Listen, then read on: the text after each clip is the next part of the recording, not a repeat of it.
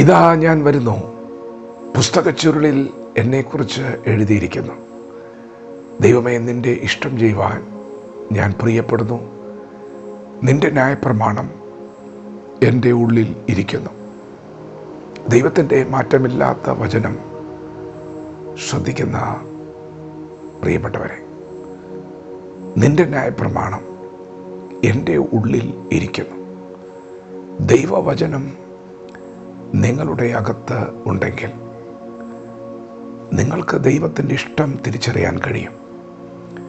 ദൈവവചനം നിങ്ങളുടെ അകത്തുണ്ടെങ്കിൽ നിങ്ങൾക്ക് ദൈവത്തിൻ്റെ ഇഷ്ടം അറിയുവാനും ആ ഇഷ്ടം ചെയ്യാൻ ഒരുങ്ങുവാനും കഴിയും. നിങ്ങളുടെ അകത്ത് വചനമുണ്ടെങ്കിൽ നിങ്ങൾക്കൊരു പുറപ്പാടുണ്ട്.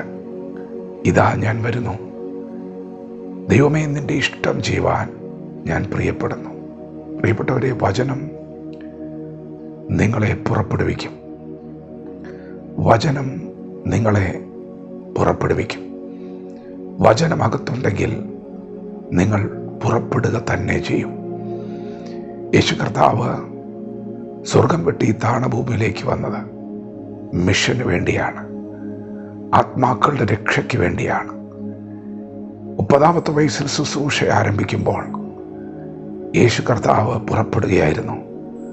ഗ്രാമങ്ങൾ തോറും പട്ടണങ്ങൾ തോറും സഞ്ചരിച്ചുകൊണ്ട് ദൈവരാജ്യത്തിൻ്റെ സുവിശേഷം പങ്കുവയ്ക്കുകയാണ്. ഒരു ഊരിൽ നിന്ന് അടുത്ത ഊരിലേക്ക് യാത്ര ചെയ്യുകയാണ്.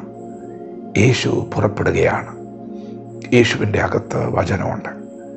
പിതാവ് എന്തിനെ തന്നെ ഈ ഭൂമിയിലാക്കി വെച്ചിരിക്കുന്നു എന്ന് യേശുവിന് വ്യക്തമായ ബോധ്യമുണ്ട്. പിതാവിൻ്റെ ഇഷ്ടം എന്താണെന്നറിയാം. ശമരിയ പട്ടണത്തിൽ വന്നപ്പോൾ യേശു തൻ്റെ ശിഷ്യരോടത് പറഞ്ഞു. എന്നെ അയച്ചവൻ്റെ ഇഷ്ടം ചെയ്ത് അവൻ്റെ വേല തികയ്ക്കുന്നത് തന്നെ എൻ്റെ ആഹാരം.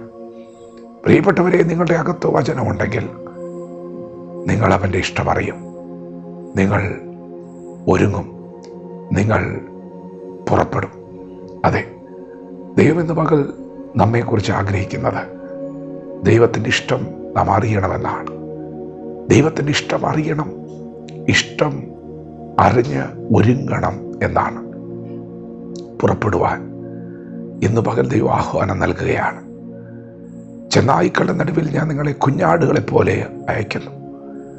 നിങ്ങളേതെങ്കിലും വീട്ടിൽ ചെല്ലുമ്പോൾ ഈ വീടിന് സമാധാനമെന്ന് പറയുവിൻ. അവിടെ ഒരു സമാധാനപുത്രനുണ്ടെങ്കിൽ നിങ്ങൾ നൽകുന്ന സമാധാനം അവൻ്റെ മേൽ വസിക്കും. പോകുവിൻ എന്ന കൽപ്പനയാണ് യേശു തൻ്റെ ശിഷ്യന്മാർക്ക് നൽകിയത്. ഒടുവിൽ പറഞ്ഞു, നിങ്ങൾ ഭൂലോകത്തിലൊക്കെയും പോകുവിൻ, സകല ജാതികളോടും സുവിശേഷം പ്രസംഗിക്കുവിൻ. പ്രിയപ്പെട്ടവരെ, നിങ്ങളുടെ അകത്ത് വചനം ഉണ്ടെങ്കിൽ നിങ്ങൾക്കൊരു പുറപ്പാടുണ്ട്. അതാണ് ദൈവേഷ്ടം, അതാണ് ദൈവഹിതം. മറ്റൊരു ഹിതവുമില്ല. പുത്രൻ തമ്പുരാൻ എന്തിനീ ഭൂമിയിലായിരിക്കുന്നു? കാണാതെ പോയതിനെ തിരഞ്ഞ് കണ്ടെത്തണം.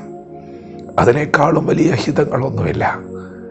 സുവിശേഷം അറിയിക്കണം, കാണാതെ പോയതിനെ കണ്ടെത്തണം, അവരെ ദൈവത്തിങ്കിലേക്ക് മടക്കി വരുത്തണം, സുവിശേഷം അറിയിക്കണം, പുറപ്പെടണം, ശിഷ്യരാക്കണം, വിശ്വസിക്കുന്നവരെ പിതാവിൻ്റെയും പുത്രൻ്റെയും പരിശുദ്ധാത്മാവിൻ്റെ നാമത്തിൽ സ്നാനം കഴിപ്പിക്കണം.